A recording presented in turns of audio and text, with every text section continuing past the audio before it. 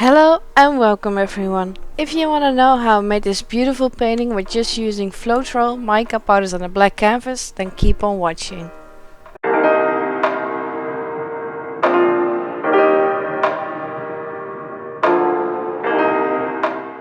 I really hope everyone is safe and healthy and staying at home. I'm staying at home as well. I'm a teacher, so I have to provide some homework for some of my students, but still I'm working from home mostly, and sometimes I go to school when I need to. So please stay safe in this weird and different reality. The mica powders I've used in this piece are Sage Glow, Aztec Gold, Light Plum, Amethyst Purple, Sapphire Blue and Space Gray. They're all from Arteza, so if you're looking for the same colors you can find them there. I put a link down below with where you can buy this pack that I got from Arteza. Again, I'm not sponsored by them, I just sometimes get stuff by them to review for free, and I love trying new products and showing you how you can use it. I'm mixing my mica powders with the Floetrol, but this time I'm not using too much of the mica powders. I'm trying to show you here in real time how much powder I put in the cups with the Floetrol. The Floetrol is about a centimeter thick, so I think it's about 10 milliliter or something. I didn't want to put too much pigment in there because I thought it would show up better on a black canvas, which it did. So if you want to try this painting, try not to use too much pigment, too much mica powder in your Floetrol mix. I tried to look for colors that would work well together. I wanted to try and give it a rainbow look, so colors that would really pop and really stand out next to each other. So that's why I chose these colors, because they just really have a really vibrancy to them. So if you want to try different colors, you can. Maybe you think, why did you put the space gray in there? Because I thought maybe I could get some more shimmering in the black if I poured it over the black canvas. When you've put all the pigments in the Floetrol, you just stir away. I'm not adding our water right now, I'm just stirring and making sure there aren't any clumps in there, that the mica powder is like really good and full in the Floetrol, so the Floetrol will change color too. Sometimes it's a weird color, it's not the color of the pigment that you put in, but that's fine. When it dries you get the color of the pigment back when it was dry and from the bottle. So just mix it up and make sure there aren't any clumps in there.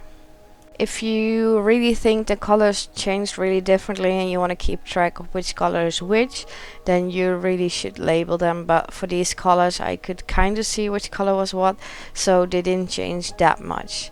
Now I'm adding the water and I'm showing you in real time every time for every color, almost every color then, what the consistency is.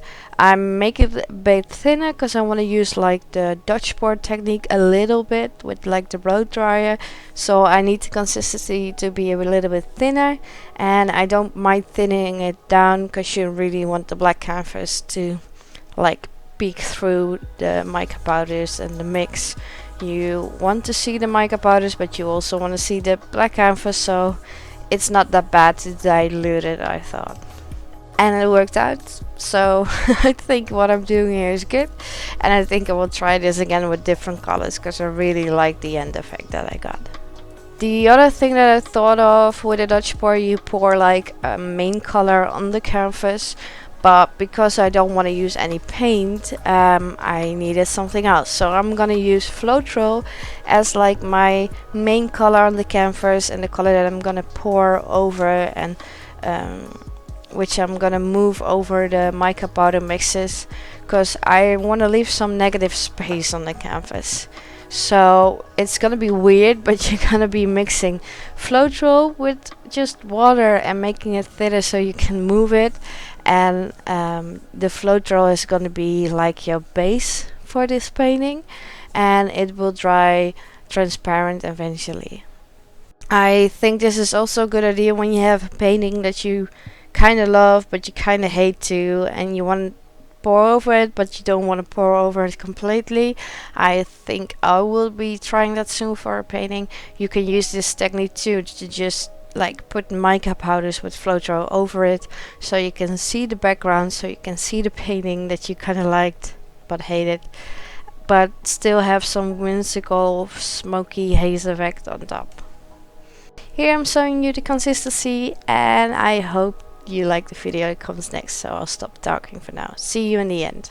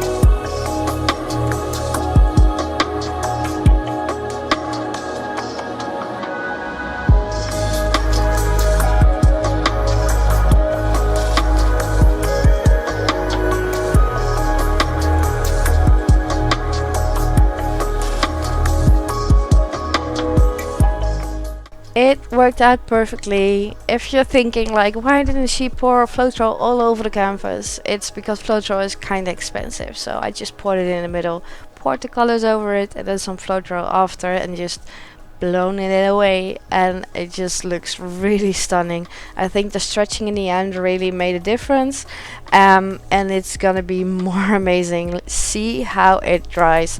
It didn't show up when it was wet, but when it got dry, it showed so much, yeah, like smokiness and overlapping and depth.